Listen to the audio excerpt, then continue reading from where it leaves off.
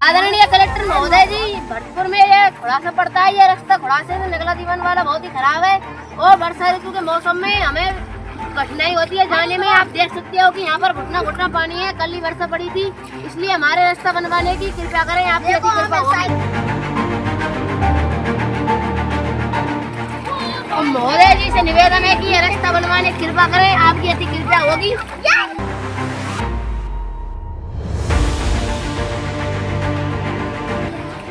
हमें इस देश के भविष्य है, अगर हमें ऐसे पढ़ेंगे तो हम क्या सीखेंगे आपसे। राजस्थान के शिक्षा मंत्री मदन दिलावर स्कूलों में मीडिया की एंट्री बैन करने जैसे बड़े बड़े फैसले ले रहे हैं, लेकिन क्या उन्हें प्रदेश की शिक्षा व्यवस्था की ये खौफनाक ज़मीनी हकीकत दिखाई नहीं देती।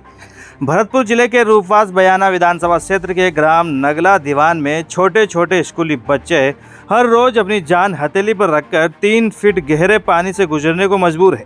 एक तरफ मासूम बच्चा कलेक्टर साहब से रास्ता बनवाने की मार्मिक गुहार लगा रहा है, तो दूसरी तरफ स्थानीय विधायक डॉक्टर रीतू बनावत से लेकर राज्य के शिक्षा मंत्री तक अपनी आंखें मूंदे बैठे हैं। ग्रामीणों का गुस्सा 7वें आसमान पर है।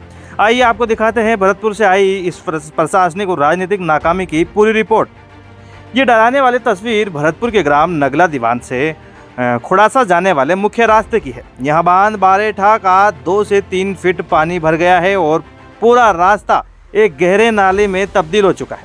छोटे छोटे बच्चे हर रोज इसी जानलेवा रास्ते से अपनी जान जोखिम में डालकर स्कूल जाते हैं। सिस्टम की इस बेरुखी के बीच एक मासूम बच्चे का वीडियो भी सामने आया है।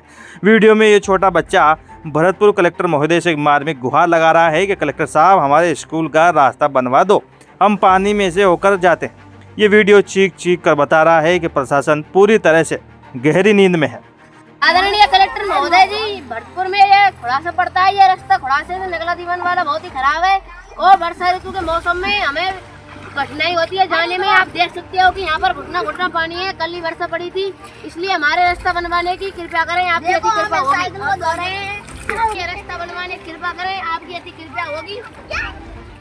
हमें इस देश के भविष्य है, अगर हमें ऐसे पढ़ेंगे तो हम क्या सीखेंगे आपसे। लगातार हो रही इस परेशानी और बच्चों की जान पर मंडराते खतरे को देखकर ग्रामीणों का सब्र अब टूट चुका है। ग्रामीणों ने स्थानीय विधायक डॉक्टर रीतू बनावत पर गंभीर आरोप लगाए हैं। उनका कहना है कि इस पूरे मामले की जानकारी होने के बावजूद विधायक ने इस पर कोई एक्शन नहीं लिया।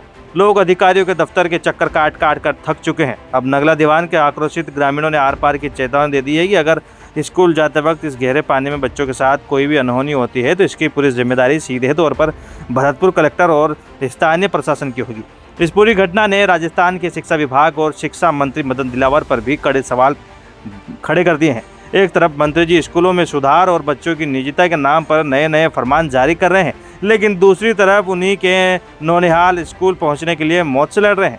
सवाल ये है कि क्या शिक्षा विभाग की जिम्मेदारी सिर्फ स्कूल की 4 दीवारी तक सीमित है? इन बच्चों को सुरक्षित स्कूल पहुंचाना क्या सरकार की प्राथमिकता नहीं होनी चाहिए? स्थानीय प्रशासन से लेकर जयपुर में बैठे मंत्रियों तक की ये चुप्पी बेहद शर्मनाक है।